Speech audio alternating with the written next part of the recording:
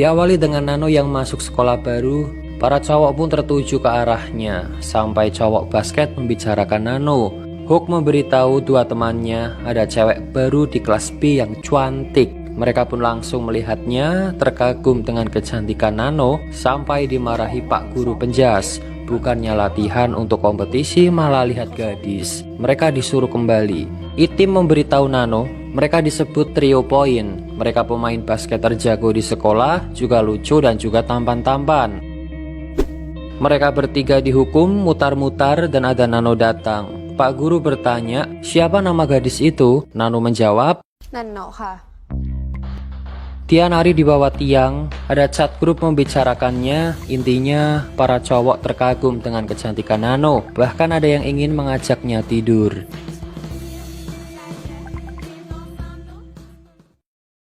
Itim jalan sendirian, datanglah Hook memberikan coklat untuknya. Tapi ada satu lagi untuk Nano. Itim yang tadinya senang jadinya cemberut karena tahu cuma dimanfaatkan.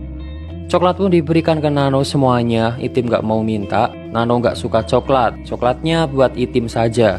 Tapi Itim sudah gak mau, gak suka barang sisa katanya. Coklat pun diambil Theo.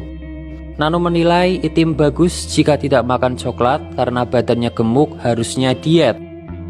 Mendengar itu dia tambah sebal dan pergi begitu saja. Sepulang sekolah, mereka berdua ditemui trio poin. Hook memberikan tiket nonton konser band Jepang yang langka. Mereka suka, tapi syaratnya mereka datang dan ajak Nano ke pesta kecil-kecilan di rumah Hook saat ortunya keluar kota nanti. Itim gak mau, sudah paham tiket itu cuma sogokan saja. Lebih baik mereka undang sendiri Nanonya dan jangan ngeres. Itim bertanya ke Theo, apakah tidak lelah dimanfaatkan orang lain cuma untuk mengincar Nano? Theo tidak merasa seperti itu. Itim yang terlalu berlebihan menurutnya. Besoknya Nano berangkat sekolah. Di mejanya ada bunga yang naruh Hook. Nano gak tertarik. Bunga pun ditutupi tas. Merasa cintanya ditolak, Hook pun pergi. Theo menyayangkan bunga sebagus itu ditolak Nano. Nano gak suka bunga, apalagi mawar, dia benci. Bunga itu untuk Theo saja. Itim yang melihat tingkah Nano pun ilfil, nulis di grup chat, dia penuh kepura-puraan. Nano membaca chat dari penghuni grup, ada yang menyindir tingkah Nano, juga ada yang membelanya dan lain-lain. Tapi Nano tak pedulikan itu.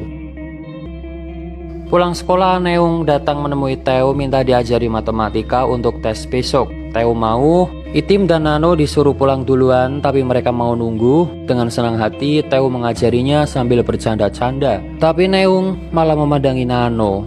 Mereka tatap-tatapan, membuat Theo benci karena dia suka dengan Neung. Dia pun pergi begitu saja.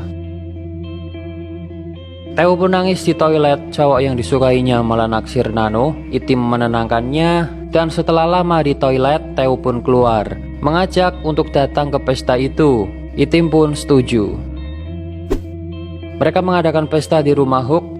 Theo dan Itim mau balas dendam ke Nano dengan cara memasukkan obat tidur yang diambil dari ibunya Itim. Obat pun dimasukkan ke gelasnya Nano. Semuanya minum-minum dengan gembira sampai Nano tertidur dan tak sadarkan diri. Para cowok langsung ingin anu dan Hook yang akan duluan. Saat Hook mau eksekusi, Nano pun bangun dan bertanya, "Nggak minta izin dulu?" Hook minta izin mau anu dengan Nano. Nanonya malah pergi dan tahu mereka sedang nguping. Pintu dibuka tapi ditahan dari luar.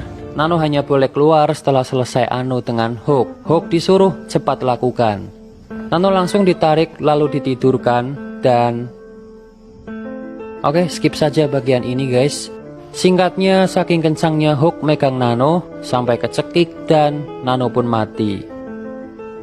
Mereka dipanggil masuk, terkejut terheran-heran melihat Nano terkapar tak sadarkan diri. Mereka saling menyalahkan satu sama lain dan juga takut ditangkap polisi. Mereka bingung harus gimana. Itim pun menyarankan kubur saja jasad Nano. Nano langsung dibawa ke tempat sepi. Mereka menggali lubang dan Nano dimasukkan. Sebelum dikubur, Hook minta maaf ke Nano, tak ingin berakhir seperti ini. Nano pun langsung dikubur. Belum sepenuhnya dikubur, Nano sadarkan diri. Theo dan Itim menyuruh kubur hidup-hidup saja agar mati sekalian, biar gak lapor ke polisi nanti.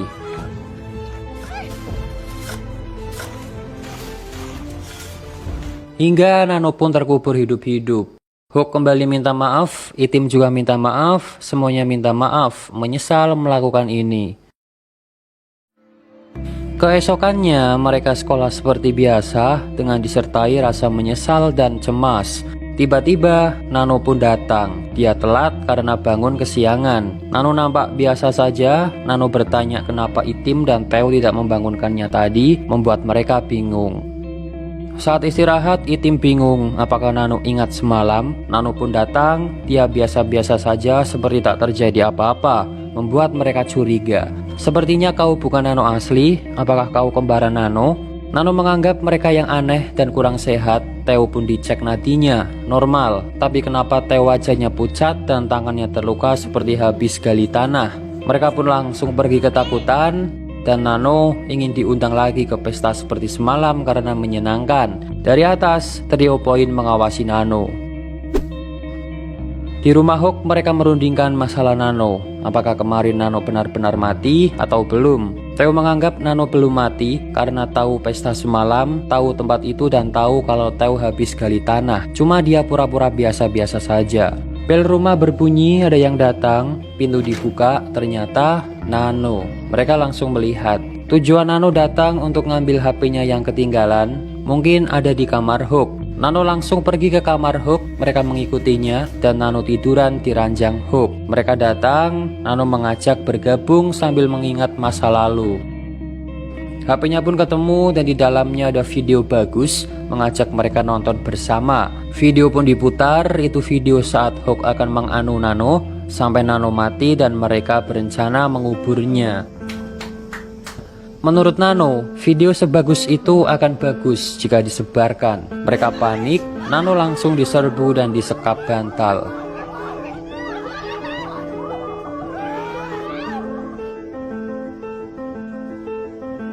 Kemudian dibawa ke lokasi kemarin. Nano sudah tak sadarkan diri, kembali dikubur. Dan suara video kembali berbunyi, HP pun dicari-cari dan Nano bangun. Mereka ketakutan, Nano langsung dipukuli pakai skop. Dan ada Nano lagi yang datang, cloning dia.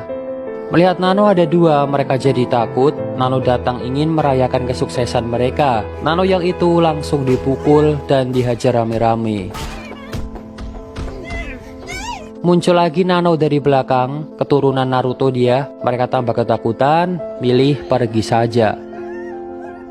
Mau masuk ke mobil tapi pintunya terkunci, kuncinya juga hilang. Nano ngambil kuncinya dan diberikan. Hook ketakutan lalu minta maaf, semaaf-maafnya. Nano pun menyuruh pulanglah dengan selamat, sampai jumpa besok. Mereka pun dibiarkan pergi. Besoknya Nano kembali ke sekolah, ada narasi. Intinya, manusia jika salah, mereka akan minta maaf dan mengulangi lagi kesalahan yang sama dan minta maaf lagi, berulang-ulang seperti itu. Itim dan Theo benar-benar shock melihat Nano datang dengan biasa-biasa saja. Mereka tambah sangat ketakutan dan itulah manusia. Cerita pun selesai.